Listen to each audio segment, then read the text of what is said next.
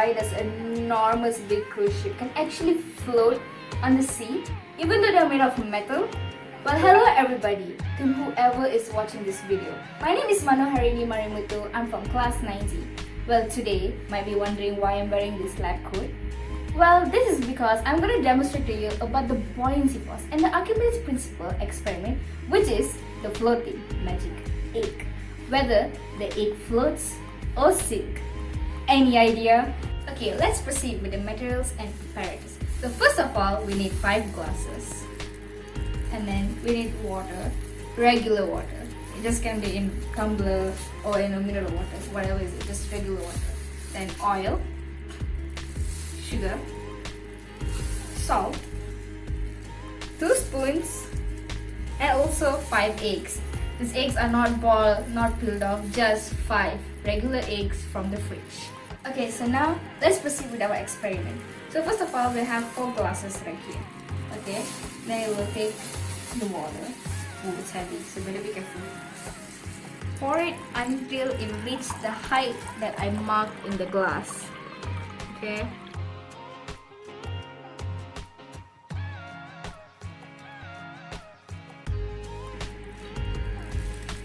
Do you know the reason why am I pouring the water until this certain height? It's because they have all of this liquid in these 4 glasses to have the same amount of volume. Okay, since we can't measure it with any apparatus that we have, we're using this in a home apparatus. So now we're going to take the oil and pour the same amount of level to the 4th glass. Oh.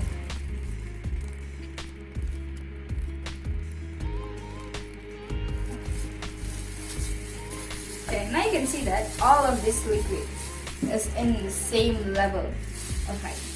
So next, we're going to fill the first glass, just like that, regular water. And we're going to take the salt, and add 5 tablespoons of salt in the second. So,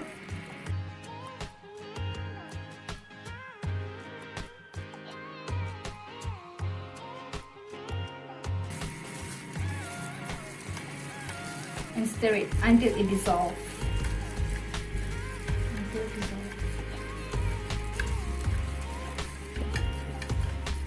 Okay, so you're gonna let it be until the water is clear. As you can see, there will be some remaining salt.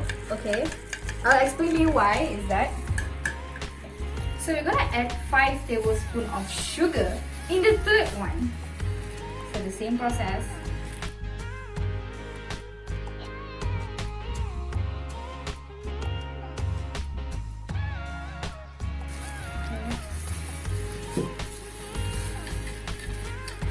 And stir it as well.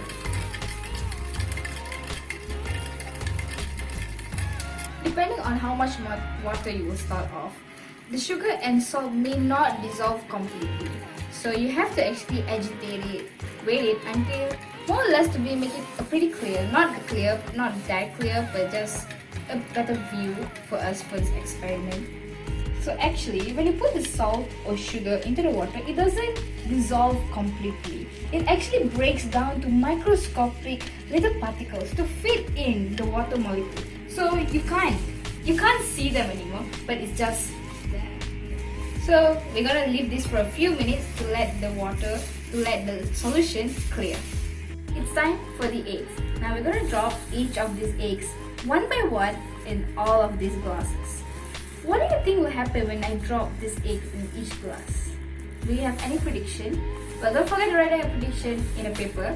And also, let's find it out. A little precaution. When dropping the egg, make sure you're using a caution to avoid the egg from hitting too quickly at the bottom of the surface and the egg might crack. You won't have an experiment then. You might have an egg solution.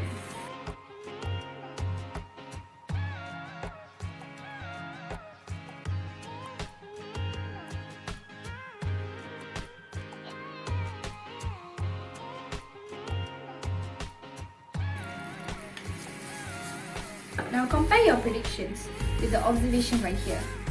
Is it same? Does it match? So an object will actually float if it's less dense than the liquid, that the current liquid they are in submerged of it. So as you can see the first glass right here, the egg actually sank. It sinks because the egg is more denser than the water. But when we add the salt and sugar with the water, the egg actually floats. This is because the salt and sugar increase the mass of the solution right here without changing the volume. Hence, the egg actually float instead sink.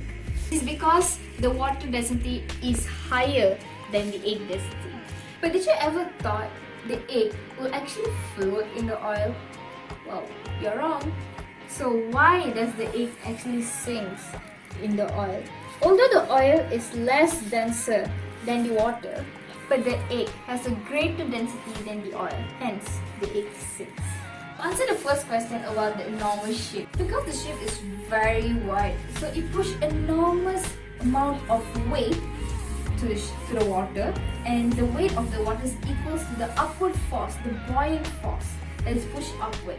Hence, the ship floats. Here's another concept. Well, the egg has a certain weight, so when we put it in the water, the egg is going downwards because of gravity.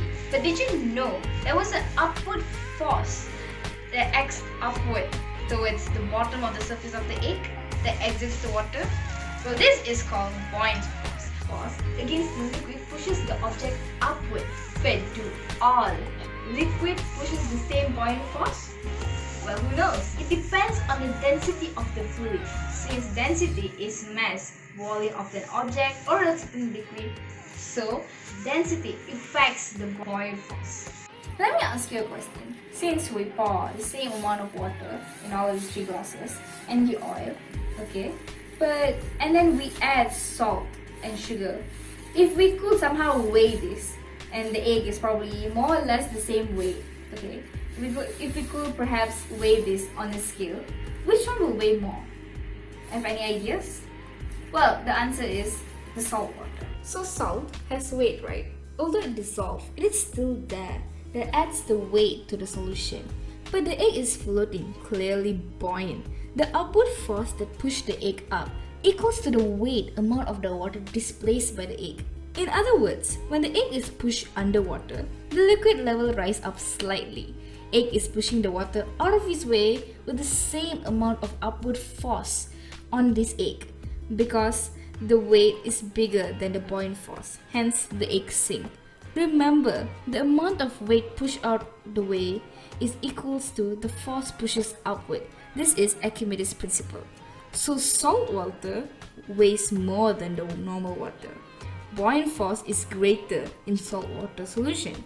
Same goes for the sugar solution, but its buoyant force is less greater than the salt solution. As for the oil, it is similar to the water. The egg still weighs more than the buoyant force acting on the egg in the oil. Hence, the egg still sinks. So now we're going to take the 5th glass of it. So what happened if I actually pour this glass half water? Okay, we're going to see.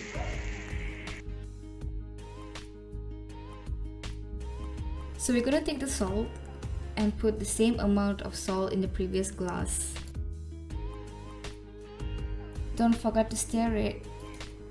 So put the egg in. As you can see, it's still floating.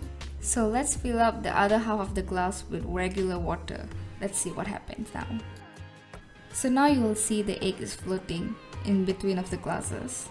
Well, why does this happen? This is because the egg is submerged in this water because of the density of the salt and the water.